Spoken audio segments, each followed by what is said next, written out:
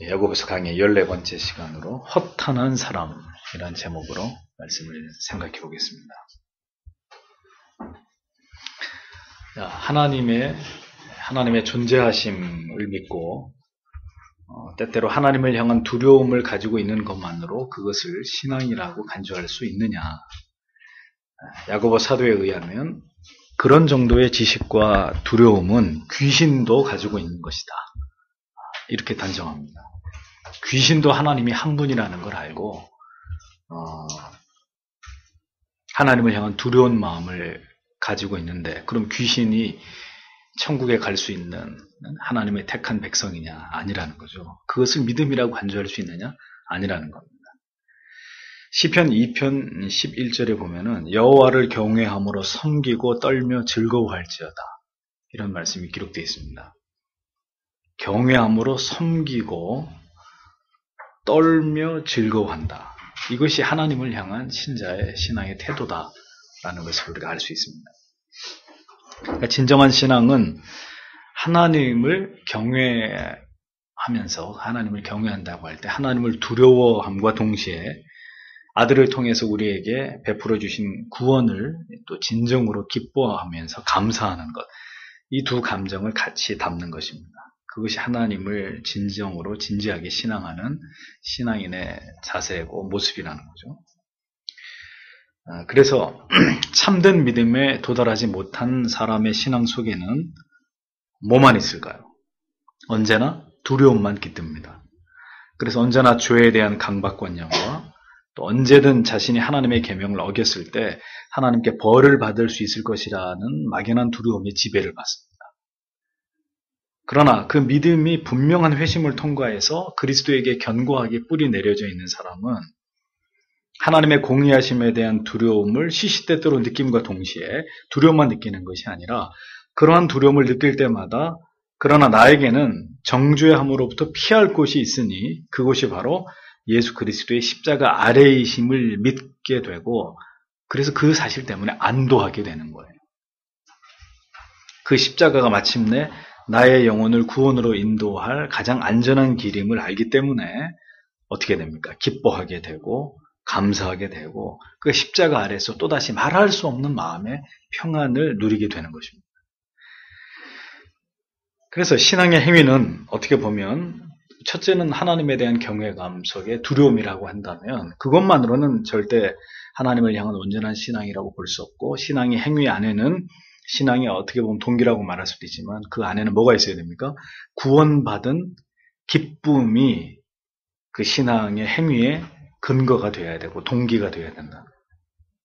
그 기쁨이 우리로 하여금 하나님의 뜻에 순종하게 하고 모든 고난의 대가를 기꺼이 지불하고라도 그리스도를 따르게 하는 원동력이 되어야 됩니다. 두 가지가 다 있어야 돼요. 두렵기만 하면 그거는 올바른 신앙이 아니에요. 또 두려운 건 전혀 없고 그냥 예수 안에서 누려, 기뻐해. 우린 해피해야 될, 행복해야 될 자격 있는 사람들이야. 우린 무조건 행복해. 이것도 정상적인 신앙은 아니고, 이 두 가지가 다 우리의 신앙 안에, 우리의 신앙의 행위에 있어서 거룩한 동기를 자극해주는 두 가지 어떤 기둥이 되어야 된다는 거죠.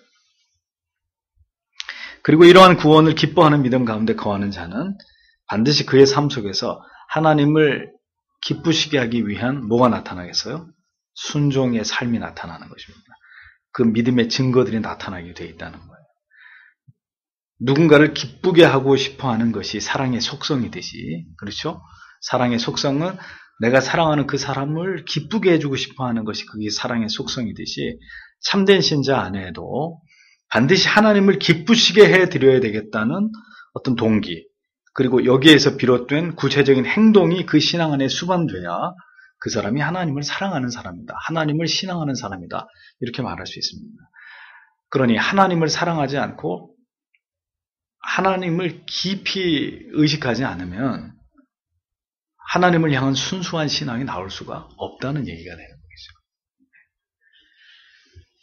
반대로 막연한 두려움만을 가지고 신앙의 자리를 지키고자 하는 자에게는 가끔 두려움을 느낄 뿐 전혀 그의 삶에는 구체화된 하나님을 기쁘시게 해드리고자 하는 삶이나 결단이나 행동을 찾아보기 쉽겠습니까? 어렵겠습니까? 어렵겠죠. 예? 그렇습니다. 왜냐하면 그의 신앙은 관념적이고 지식적이고 아직 진정한 회심을 통과하지 못한 그런 거짓된 믿음이기 때문에 그렇습니다. 하나님을 기쁘시게 하고자 하는 구원의 감격적인 기쁨과 감사가 그의 영혼 안에 담겨져 있지 않으면 그가 하나님을 향한 사랑이나 하나님을 향한 신앙이 진지하게 드러날 수도 없다는 거죠. 그러니까 그런 사람에게 자꾸 행위를 강조하면 어떻게 돼요? 도덕주의자가 되는 거예요. 또 외식주의자가 되어버리는 거예요. 저 혼자 자기 마음에는 그것을 행할 동기가 없는데 외부로부터 강요를 받게 되고 외부로부터 그렇게 해야 된다는 학습을 통해서 자기도 모르게 아주 거룩한 외식주의자가 되어버리는 거죠. 누구처럼요? 바리새인들처럼.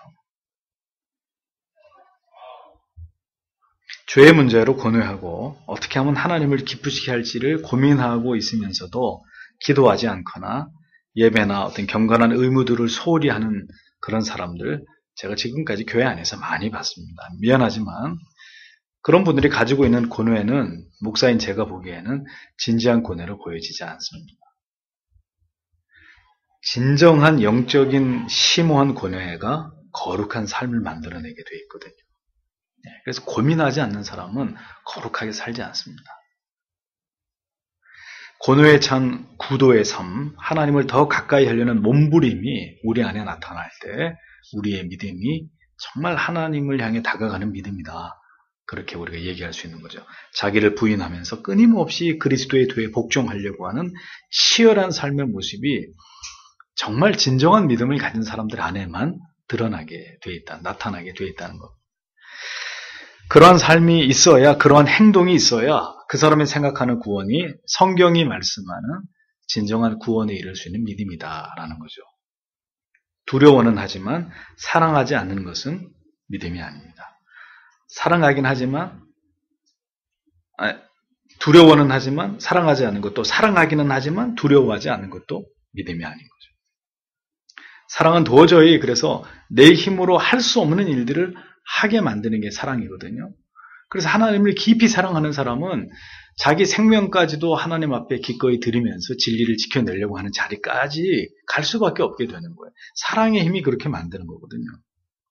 그렇게 하면서라도 사랑하고 싶어지기 마련이기 때문에 그렇게 자연스러운 것입니다. 하나님을 향한 경외감, 사랑, 그것이 하나님을 향한 믿음, 삶의 실천적인 구체적인 행동으로 나타나는 것은 지금 제가 얘기하는 이런 모든 것들은 절대로 따로따로 떨어뜨려 놓고 생각할 수 없는 다 하나로 묶여져 있는 것들이라는 거죠. 그렇게 돼야 그것을 신앙이다, 믿음이다, 구원에 이르기에 합당한 믿음이다 라고 말할 수 있다는 겁니다. 하나님을 향한 사랑은 바로 그런 것이어야 됩니다. 야고보 사도는 행함이 없는 믿음을 개탄하면서 다음과 같이 이야기합니다. 20절에 그러나 오 허무한 사람아 행위 없는 믿음이 죽은 것인 줄 내가 알고자 하느냐? 함정에게 이렇게 번역이 되어 있습니다. 자, 야고보 사도는 지금 누구를 허탄한 사람이라고 부르고 있는 것이죠? 진리에 대한 올바른 깨달음이 없으니 실제적인 행함도 없이 하나님을 믿는다고 주장하고 있는 그 사람들을 가리킵니다. 뭐라고요? 진리에 대한 올바른 깨달음이 없고 깨달음이 없으니까 실제적인 삶도 없으면서도 하나님을 믿는다고 이야기하는 사람들. 이 사람들이 바로 오늘 야고보 사도가 허탄한 사람아, 이 허망한 사람아, 이렇게 표현하는 그 대상에 포함되는 사람들입니다. 그리스도의 자녀가 됨으로 말미암아 경건한 삶을 살아가면서 복음의 영광을 드러내는 삶의 거룩한 의무를 전혀 이해하지 못하는 사람들은 모두 다 허탄하고 허황된 믿음을 가진 자들일 뿐이다. 이게 성경의 가르침입니다. 교회를 다니고 예수를 믿어도 생각하는 것, 말하는 것, 행동하는 것에 있어서 경건하고 또 진실되고 의롭고 선을 추구하는 그런 모습들이 우리의 삶 가운데 점진적으로 드러나지 않는 자들은 모두 다 허탄한 믿음을 가진, 즉 구원에 이르지 못하는 자들일 뿐이다. 이것이 성경이 우리에게 진정한 믿음이 무엇이냐라고 할 때 설명하고 있는 내용들입니다. 구원에 있어서 성화를 분리해 놓고 생각할 수 없듯이, 그렇게 이해할 수 없듯이 성도로서의 하나님의 율법을 지켜 행하는 것과 또 하나님을 신앙하는 것은 이것은 불가분의 관계입니다. 마음대로 죄를 지으면서 죄를 지을 수밖에 없는 존재가 우리이고, 그러할지라도 구원을 받을 수 있다고 믿는 믿음은, 이건 성경이 얘기하고 있는 믿음과는 다른 믿음입니다. 믿음은 끊임없이 우리 안에서 우리가 어떻게 생각하고 어떻게 판단하고 어떻게 말할 것인지에 대해 관여합니다. 믿음이 그냥 나는 예수님을 믿습니다라고 하는 걸로 끝나는 게 아니라, 내 안에 믿음이 있음이 내 삶 안에서 어떻게 말하고 행동하고 결심하고 포기하고 혹은 그것을 지키려고 하는지에 끊임없이 관여하게 돼 있어요. 그래서 죄의 요소들을 걸러내려 하게 되고, 때로는 죄가 들어오는 것을 저지하려고 하고, 강력한 양심의 경고를 통해서 죄를 행하지 못하도록 우리 안에서 역사합니다. 뭐가요? 진정한 믿음이. 그것이 신자의 내면에서 일어나는 일들이고, 죄에 대한 유혹에 대한 믿음의 반응인 거죠. 그러나 행함이 없는 허탄한 사람들은 전혀 그의 내면 속에서 이러한 영적인 싸움이 일어나지 않습니다.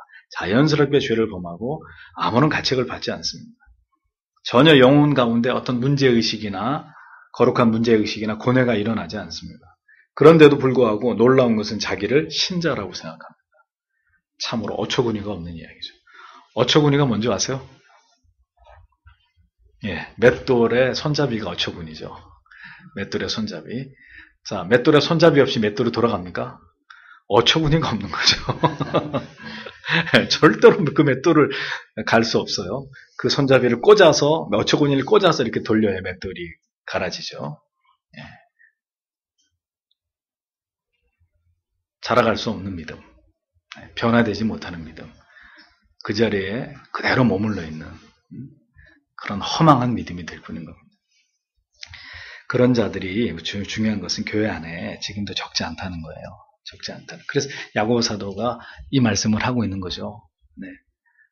그런 사람들을 이런 말씀으로 깨닫게 하기 위해서 하나님의 이런 말씀이 이 신약 전체를 통틀어서 바울이 얘기하는 이신칭의의 사상, 그리고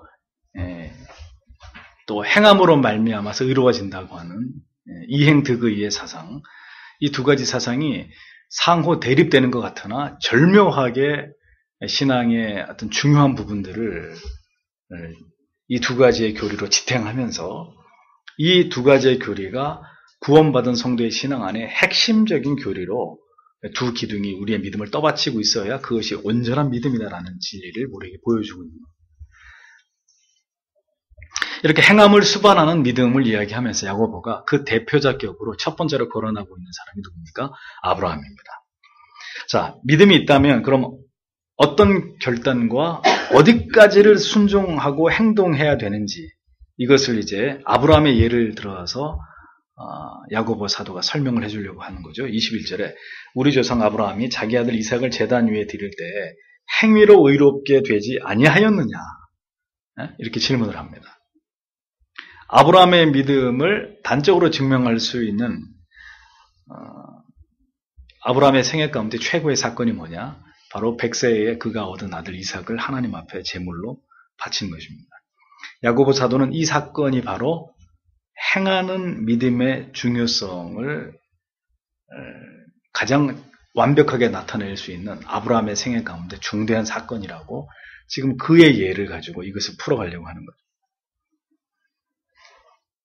아들 이삭을 바친 아브라함의 믿음은 바로 그가 가진 믿음이 구원에 이를 수 있는 믿음을 증명한 것이기 때문에 그의 행위는 매우 중요합니다. 성경상에서. 또 아브라함의 이 같은 행위에 대해서 하나님이 의롭다 하심을, 아브라함의 이 행위를 통해서 의롭다 하심을 얻은 것이기 때문에 역시 아브라함의 이 행위는 성경 전체에서 믿음이 무엇이냐를 설명함에 있어서 또 아주 중요한 위치를 차지하고 있다, 이렇게 이해할 수 있습니다. 구원의 조건으로서의 행함을 이야기하는 게 절대로 아니고, 구원받은 믿음의 결과물, 믿음의 열매로서의 아브라함은 아들을 하나님께 바치는 행위로 그것이 드러난 것이다, 이렇게 성경이 분명히 그 행위를 설명합니다. 그러므로 그 믿음에 우리가 예수를 믿는다라고 할 때 그 믿음의 진실성의 여부는 결국 어디에서 나타나는 거예요? 성도의 삶에서 나타나는 거예요. 새치 혀끝의 고백으로 끝나는 것이 아니라 결국 그 믿음의 진위의 여부는 우리의 삶에서 자연스럽게 나타나게 되어 있다는 겁니다. 그래서 성경이 그걸 뭘로 설명해요? 나무와 열매의 관계를 가지고 설명을 하죠. 좋은 나무는 좋은 열매를 맺고 나쁜 열매는 나쁜 나무는 나쁜 열매를 맺는 것이다. 성도의 의로운 행함, 아브라함이 이삭을 제단에 드리는 그 실제적인 행위를 통해서 그가 가지고 있는 믿음은 하나님 앞에 의롭다 칭함을 받기에 합당한 믿음이었던 것이다. 이렇게 성경이 분명하게 얘기를 합니다. 자, 그래서 우리가 중요하게 생각해야 될 게 뭡니까? 신앙은 실제적 행위를 동반한다라는 거죠.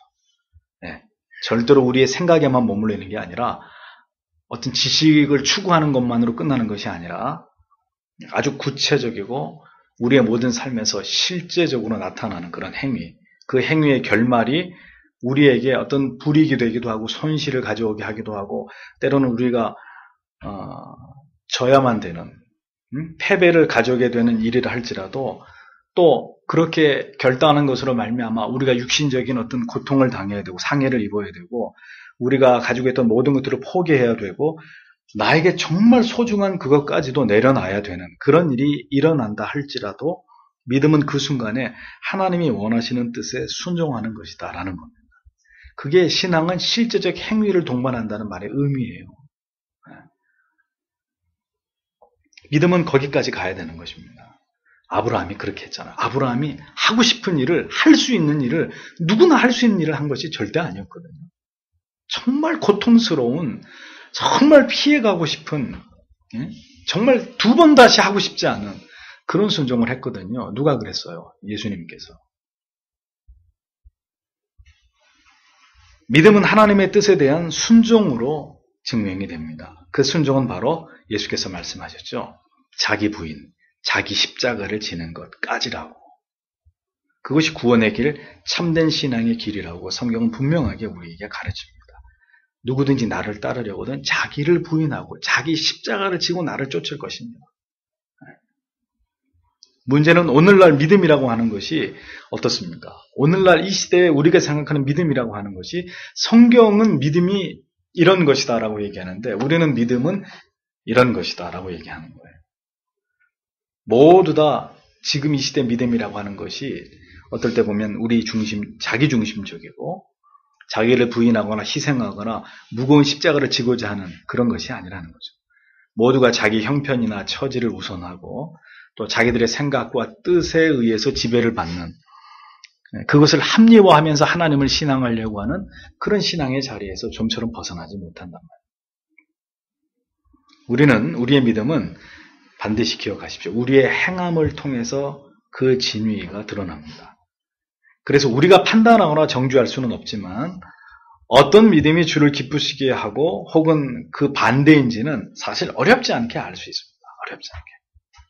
왜냐하면 믿음은 행위를 통해 다 나타나기 때문에 행함의 그 삶의 결실을 통해 열매를 통해서 다 그것이 드러나게 되어 있기 때문에 그래서 저는 그런 분들을 많이 보아왔어요. 믿음과 행위를 자꾸 분리해서 생각하려고 하는 분들, 믿음과 행위의 분리를 외치는 분들.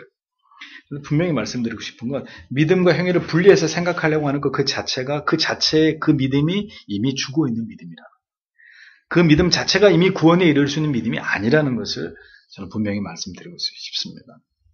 아브라함이 보여준 그 믿음에 대한 그 행위에 대한 야고보 사도의 그 어떤 설명을 보십시오. 22절에 내가 보거니와 믿음이 그의 행위와 함께 일하고 행위로 믿음이 완전하게 되지 아니하였느냐 이렇게 함정역이 번역을 합니다. 믿음이 그의 행위와 함께 일하고 떨어져 있는 게 아니라 함께 일하고 그의 행위로 말미암아 그의 믿음이 완전하게 되어지지 않았느냐 이렇게 얘기를 합니다. 누가 보더라도 아브라함의 행위는 믿음에서 비롯된 것이고 그 믿음에서 그러한 순종이 가능한 것이었으니 그와 같은 순종을 통해서 비로소 아브라함의 믿음은 성경이 얘기합니다. 온전한 것이 될 수 있었다 이렇게 얘기합니다. 여러분들이 가지고 있는 믿음이라고 하는 것이 어떤 결단의 순간에서 하나님의 뜻에 순종할 때 여러분들의 믿음이 그 행위를 통해 온전한 것이 되어지는 것이다라는 거예요. 그러니까 믿고 있다고 생각하는 그 믿음이 성경의 판단에 의해서 온전한 것이 되려면 그 온전한 것이 되기 위한 결단, 포기, 희생, 이것을 이 다리를 건너가야 그의 믿음이 온전한 믿음이었군요 라는 결론에 도달하게 된다. 온전하게 되었느니라는 의미는 완성에 이르른 혹은 완전한, 온전한, 완벽한 이런 의미예요. 그러니까 믿습니다. 주여 믿습니다 하는 그 믿음이 온전한 믿음이 아니라 주여 믿습니다 하는 믿음으로 현실의 모든 어려움들을 overcoming, 극복하고 그걸 넘어서서 어떤 어려움이 있어도 그 믿음을 가지고 자기의 삶 속에서 그것을 증명해내는 데까지 가야 그 믿음이 적어도 성경이 말할 때 퍼펙트한 믿음이라는 거죠. 온전한 믿음으로 증명되고 규명될 수 있는 믿음이 될 수 있다. 다시 말씀드립니다. 그래서 믿음은 생각만 하고 있는 게 믿음이 아니에요. 그 믿음의 대단한 지식을 추구하고 있는 게 믿음이 아니라 주여 나는 믿습니다라고 말하고 있는 내 말에 그 어떤 믿음의 무게가 달리는 게 절대로 아니라는 거예요. 우리의 믿음이 어떤 상황 속에서든지 어떤 문제 가운데서든지 어떤 선택의 기로에서든지 의로움, 진실됨, 선함 이런 것들을 추구할 때 비로소 우리의 믿음이 완전한 믿음으로 증명되는 거예요. 자, 그 모든 행동의 근거가 어디 나와 있어요? 성경에 나와 있는 거죠. 그래서 성경의 진리에 대한 탁월성이 바로 올바른 믿음의 근거가 된다는 이유가 바로 여기 있는 거예요. 여러분들이 아무리 예수를 잘 믿고 올바른 믿음으로 살려고 해도 올바른 행위를 나타내려고 해도 여러분들이 성경에 대해서 무지하면 무엇이 옳고 그름에 대한 판단이 서지 않을 것이고 판단이 서지 않으니까 정확하게 어떻게 행동해야 될지에 대해서도 주저할 수밖에 없는 것이고 그러니 항상 모든 순간에서 우리가 보다 분명한 하나님의 뜻을 드러내야 되는 순간에서 우리는 항상 뒤로 물러나게 되는 이런 일이 지루하게 우리의 삶 속에서 반복될 수밖에 없는 것입니다. 그러니까 성경을 잘 알고 많이 아시고 분명하게 아셔야 하나님의 뜻을 삶으로 구현해내는 행함이 있는 믿음의 소유자가 될 수 있는 거예요. 이 모든 요소와 조건들이 다 골고루 갖추어지면서 신앙의 살에 이렇게 붙어가야 그게 온전한 믿음이 된다고 하는 것이니 예수를 믿는다라고 말하는 건 절대로 그렇게 가벼운 문제가 아니라는 것을 수도 없이 제가 말씀드리는 이유가 여기 있는 겁니다. 결국 진리를 통한 견고한 믿음이 있어야 그 믿음이 어떤 순간에든지 두려움을 이겨내고 주저 없이 담대하게 우리가 믿는 믿음대로 행동하게 만드는 원천이 되는 거예요. 그래서 순교를 아무나 하는 게 아니죠. 순교가 되기 위해서 여러분 잘 아시는 손영원 목사님이나 특히 주기철 목사님은 성경 구절을 10,000구절을 외우고 계셨습니다. 그러니까 고문을 받고 옥에 들어가면 혼자 뭐라고 중얼중얼 거려요. 순사가 여봐 뭐라고 짓거리는 거야 지금? 뭘 짓거리긴 성경 구절을 외우고 있는 거죠. 감옥 속에 성경책이 있어요. 뭐가 있어요? 그 목사님이 외우신 성경 구절을 계속 암송하면서 그 육체에 정말 괴로움과 고통이 엄습하는 가운데서도 목사님이 외우신 10,000구절의 성경 구절을 계속 암송하면서 그걸 이겨내는 거죠. 말씀이 있어야 순교의 자리도 가는 거지. 그러니까 여러분들 절대로 걱정하지 마시라니까요. 왜? 우리는 말씀이 없으니까 말씀이 없는 하나님이 우리를 순교의 자리로 절대로 내몰지 않아요.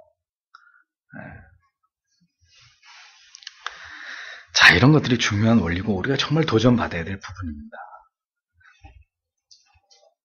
23절에 야고보 사도는 아브라함의 믿음 속에는 행함이 반드시 함께 포함되어 있다는 사실을 증거합니다. 이에 아브라함이 하나님을 믿으니 그것을 그에게 의로 인정하셨느니라 하시는 성경 기록이 성취되었고 그는 하나님의 친구라 불렸느니라 이렇게 흠정역은 번역을 합니다. 자, 여기서 바로 이 부분은 창세기 15장 6절 아브라함이 여호와를 믿으니 여호와께서 이를 그의 의로 여기시고 라는 이 구절을 가리키는 말씀입니다.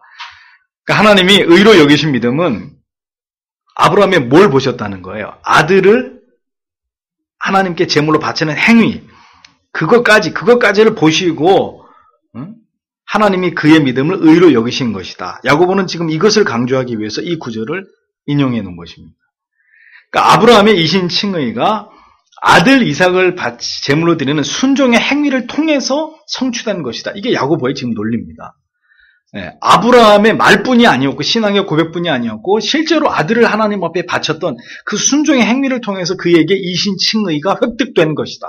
이렇게 보는 거예요.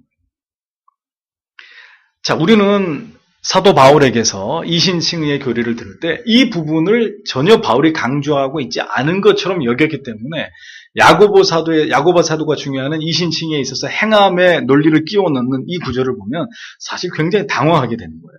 아니, 왜 성경이 구원에 대한 교리를 설명하는데 이렇게 판이하게 지금 다른 얘기를 할까? 이제 이런 오해에 부딪히는 거죠. 사실은 절대로 그런 게 아닙니다. 자, 이제 야고보 사도의 말씀까지 다 이해하게 돼야 구원에 이르는 믿음이라는 게 뭐냐. 그것은 행함을 수반하는 것이다. 행함을 통해서 구원에 이르는 것이 아니라 구원을 받은 사람의 신앙의 진정성은 그가 신자로서 살아가는 삶의 내용에 있는 것이다. 라는 교리가 이제 완성이 되면서 아, 그런 것이었구나. 믿음과 행위의 관계가, 상관관계가 이런 것이었구나. 라는 이제 이해에 도달해야 이 두 교리가 상충되는 게 아니라는 깨달음을 얻게 되는 거죠. 그러니까 그가 순종의 행위를 드린 그 이후로 말미암아 그가 하나님의 벗이 된 것이다. 하나님의 친구라고까지 불리게 되는 것이다. 이렇게 분명하게 야고보서가 카멘트를 해주는 겁니다. 믿음만을 의롭다 여기시는 것이냐? 답은 아니라는 거죠. 어디까지요? 행위까지다라는 겁니다. 믿음과 행함을 통한 의를 하나님이 인정하신다는 사실을 이 야고보서 성경 야고보서를 통해서 아주 선명하게 성경은 말씀해주고 있는 것이죠. 그러니까 겉으로는 의롭고 경건하고 거룩하지만 속으로는 추악하고 정치적이고 인간적이고 철저하게 이익을 우선시하는 이런 거짓된 모습을 가진 신자들, 목회자들, 저도 그렇게 될까봐 늘 두려워하지만 저는 제 양심적으로 말씀드리는데요. 저는 수도 없이 많이 봤어요. 겉과 속이 다른 그런 신앙에서 환멸을 느끼게 되는 거죠. 우리가 같은 신자로서. 삶으로 말할 수 없는 믿음. 우리가 품고 지켜나가야 될 신앙은 바로 신행일치의 삶이다. 개혁주의가 뭡니까? 신행일치 아닙니까?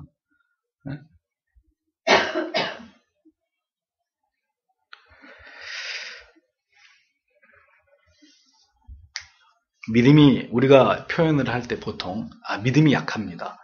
믿음이 적습니다. 믿음이 약합니다라는 표현을 할 때 우리는 그걸 믿음이 약하다는 것은 죄를 짓는 것을 의미하는 것이 아니에요. 죄를 지으면 믿음이 약한 게 아니라 성경에서 믿음이 약하다고 말하는 것은 의를 행할 의지가 미력함을 뜻하는 것입니다. 죄를 짓는 게 믿음이 약한 게 아니라 죄를 자꾸 지으면 그 사람이 믿음이 없는 사람일 수도 있어요. 성경은 믿음이 약하다는 표현을 거기에 사용하는 게 아니라 하나님이 원하시는 의를, 진리의 말씀을, 하나님의 율례를 지켜 행할 의지가 미력한 것을 믿음이 약하다고 말합니다. 그러니까 마음대로 죄를 짓고 세상에서 아무런 양심의 가책도 느끼지 않으면서 죄를 짓고 살아가는 신자가 저는 믿음이 적어서 그렇게 말하면 안 된다는 거예요. 그 사람은 믿음이 적은 게 아니라 믿음이 아예 없는 사람이에요. 아예 신자라고 부르면 안 되는 사람이에요. 그럼 어떤 사람이 목사님 저는 믿음이 약해요. 그거는 하나님의 말씀을 아는데 그렇게 살려고 하니 아직 내 안에 연약함이 있어서 그렇게까지 살지 못하는 사람을 믿음이 연약하다고 말하는 거란 말이죠. 믿음이 약하다는 것은 하나님을 온전히 신뢰하면서 하나님을 기쁘시게 하는 삶을 보다 적극적으로 살아가지 못하는 상태를 의미하는 것이지 죄를 짝하면서 세상과 더불어 살아가는 삶을 가리켜서 저 성도는 믿음이 약해 라고 말하는 게 아니라는 거예요. 아예 그 사람은 성도가 아니란 말이에요. 어떤 의미에서. 24절에 야고보는 가장 중요한 결론과 같은 말로 정리를 합니다. 그런즉 너희가 보거니와 사람이 행위로 의롭게 되고 단지 믿음만으로는 되지 아니하느니라. 자, 이 말씀은 반드시 줄쳐놓으세요. 너무 누가 믿음으로 구원받는 거야. 다른 거 다 필요 없어. 믿기만 하면 돼. 이런 분한테 요 구절을 딱 펼쳐가지고 꼼짝 못하게 읽어주세요. 네? 그런즉 너희가 보거니와 사람이 행위로 의롭게 되고 단지 믿음만으로는 절대로 의로워지는 게 아니다 이거죠. 네? 성경이 분명히 이 구절을 통해서 믿음과 행위를 자꾸 분리하려고 하고 반율법주의로 가려고 하는 이런 어떤 빌리비즘, 신앙제일주의, 믿기만 하면 구원받는 거라고 이런 분들에 대해서 직격탄을 나내는 거예요. 입 닥치라 이겁니다. 어디 성경이 그렇게 돼 있냐 이거죠. 아브라함의 예를 통해서 분명하게 보았듯이 아브라함의 믿음을 설명한 이 성경의 결론으로 의롭다 하시는 믿음, 구원에 이르게 되는 완전한 믿음이라고 하는 것은 반드시 행함으로써, 행함이 반드시 수반되어야 되는 것이지 절대로 믿음만 가지고는 믿음이, 구원이 성립될 수 없는 것이다. 이것이 성경의 최종적인 입장입니다. 따라서 믿음이 바르면 올바른 삶이 나타납니다. 성실한 삶이 나타나고 정직한 삶이 나타나고요. 진실된 삶이 나타납니다. 물론 100% 그럴 수는 없지만 그것을 지향하게 됩니다. 반대로 그 믿음이 옥토밭에 뿌려진 믿음이 아니라 나머지 길가나 돌짝밭이나 가시떨기에 뿌려진 믿음이라면 어떻게 돼요? 아무 반응이 없든지 혹은 잘못된 반응이 일어날 뿐이죠. 믿음이 있노라 하면서도 그의 삶을 보면 그렇다는 겁니다. 그래서 제가 늘 말씀드리잖아요. 주여 믿습니다. 주여 믿습니다가 전부가 아니에요. 주여 믿습니다. 이게 전부가 아니라 다시 말씀드립니다. 개혁주의 청교도 난 요즘에 이런 말 앞으로 진짜 안 하려고 그래요. 뭔 말라 죽을 개혁주의입니까? 뭔 말라 죽을 청교도야. 우리가 그렇게 살지 않는데 뭐 칼빈이 어쩌고 조나단 에드워즈, 존 플라베는 뭐 그런 얘기 백날 하면 무슨 소용이 있어요. 응? 아니 책을 왜 읽어요? 로이드 존스 책 왜 읽어요? 조나단 에드 책 뭐하러 읽어요 그거? 우리 지식 자랑하려고요? 응? 나는 누구를 알아? 난 존 오웬을 알아. 존 오웬의 죄죽임의 교리를 알아. 그래서 그게 뭔데? 그 모든 지식을 통해서 결국 내 믿음이 견고해지고 그 믿음이 삶의 모든 정황 상황 속에서 분명한 하나님의 말씀, 하나님의 뜻에 순종함으로 나타나야 그게 진짜지. 뭐 개혁주의, 청교도, 뭐 칼빈주의 백날 얘기하면 뭐하냐고요. 다 소용없어요. 다 어떤 상황에 딱 돌입하면 딱 자기 중심으로 가요. 자기의 합리적인 생각을 한다고요. 그래서 환경에 딱 패배해버리고 무릎 꿇어버리고 그냥 뭐 좋은 게 좋은 걸로 그렇게 다 간단 말이에요. 아무리 열심히 기도하면 뭐합니까? 하루에 뭐 몇 시간씩 기도한다. 그럼 뭐 할 거예요? 어떤 상황에 딱 벌어지면 철저하게 자기 중심으로 가버리는데. 뭐 아무런 뭐 교리적인 지식, 뭐 신학적인 지식 두루두루 갖추고 있으면은 그게 우리의 믿음의 어떤 진정성을 증명해 줄 수 있는 중요한 근거냔 말이죠. 아니란 말이에요. 핵심은 믿음대로 사는 삶, 깨달은 대로 행동할 수 있는 믿음. 네. 그래서 칼빈은 분명히 얘기했습니다.